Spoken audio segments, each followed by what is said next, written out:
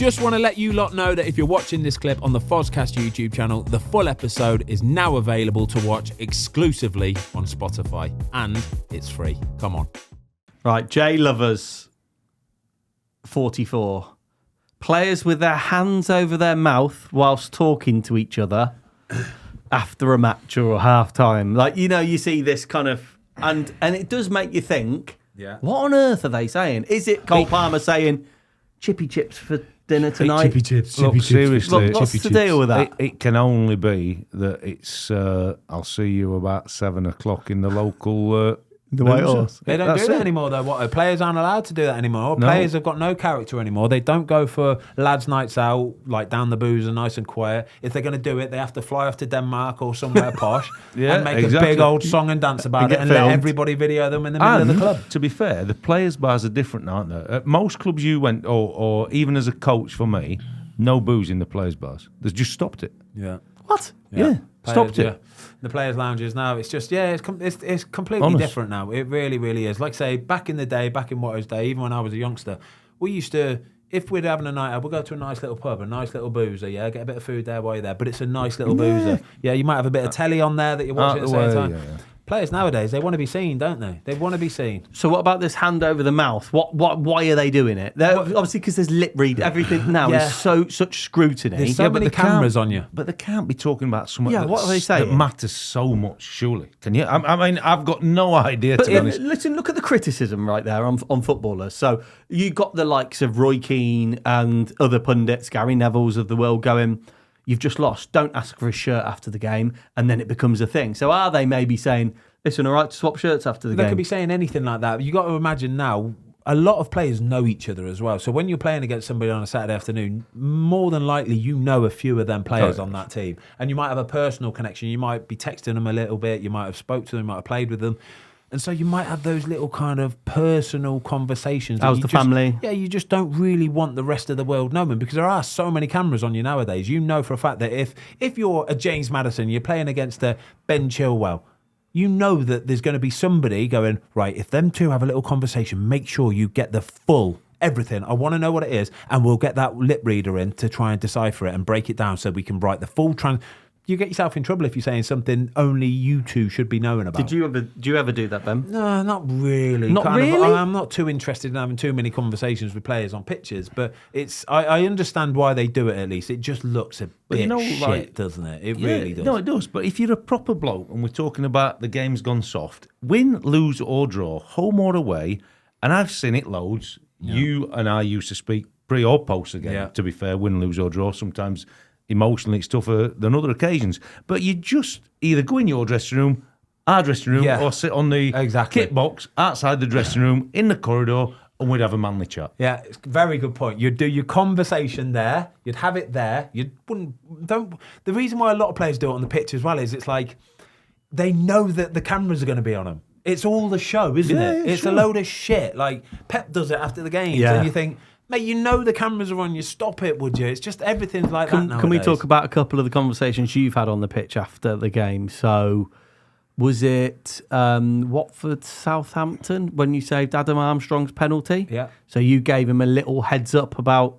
At full time? Yeah. This was full time. Literally just going to shake the referee's hands. Well done, mate. Well done, Adam. Unlucky kind of thing. And I said, mate, just have a little think about your run-up when you're taking the penalty, because I remember we watched a load of videos and we did a bit of research, and he did this little pause when he took his penalty, and that gave me a tell of which way to go. So I went to my right, made the save. Kelleher actually saved his penalty yesterday. He did, yeah. He got the rebound, didn't he? Yeah. He put the rebound away. Little bits and bobs like that. What about Mo Salah? So you had a chat with Mo Salah that blew up when you were at Watford? Put his hand over his mouth, but to be fair, I don't know him well enough to have a conversation with him before the game or after the game, really. Do you know what I mean? So he won't really come up to me and ask me.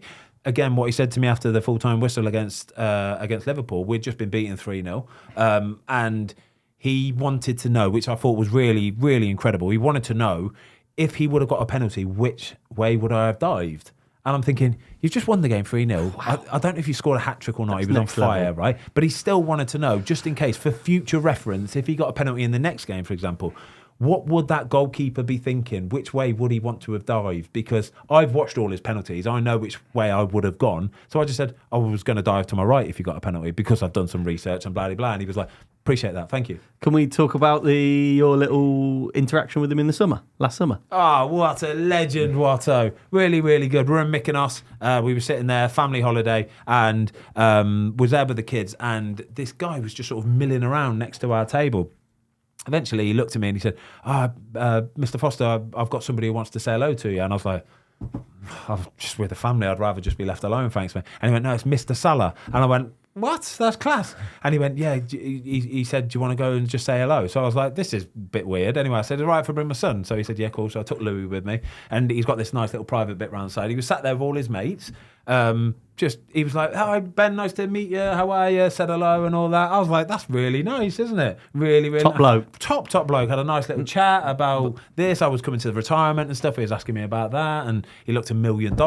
Yeah, brilliant. And I got one more. So you used to play with Johnny Evans at West Brom and at Man United. Yeah. And there was a time where you went to congratulate him on his performance. Yeah. And he thought you were taking the mick. Yeah, so we were playing, I think we were playing against Leicester, and we had just lost the game 2-1 or 1-0, but he had won a penalty for Leicester to make it 2-1. He had won the penalty, and I didn't think it was a penalty. And when the pen got given, I remember going up to Johnny going, mate, that is a load of shit. You know you've dived as well. And he was like, I don't care. We've got a penalty. We're going to win the game. Buzzing. Anyway, full-time whistle went. Johnny, as always, fantastic player, great.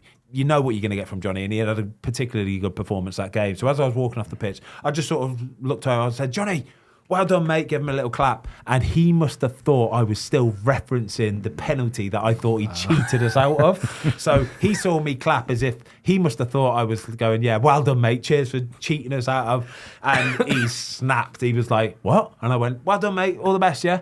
Like, genuinely, I was just walking off, well done. And he went, you're taking the piss? And I went, mate, no, well done. And he was like, you're a twat. And I was just like, mate, I can't be bothered. So I just walked off the pitch anyway. But yeah, he snapped. That's Johnny all over. And what a you legend. met him in the summer as well? Yeah, Johnny's the boy, though. Johnny, like, I know Johnny from Man United. I know Johnny from West Brom. I was at West Brom with him for a few years as well. And then I was talking to him. Obviously, we were in the same place on holiday in summer and just had a good little catch-up. He's a great lad, Johnny is. Great lad. He's high up on the Fozcast list. He's a man, isn't he? He's not in this soft brigade here. Love that, Johnny Evans. That's exactly what it is. You need this is why Man United signed him and why he keeps getting contract extensions, because he's a man and he's a leader around the place who will pull people in the right direction and tell people.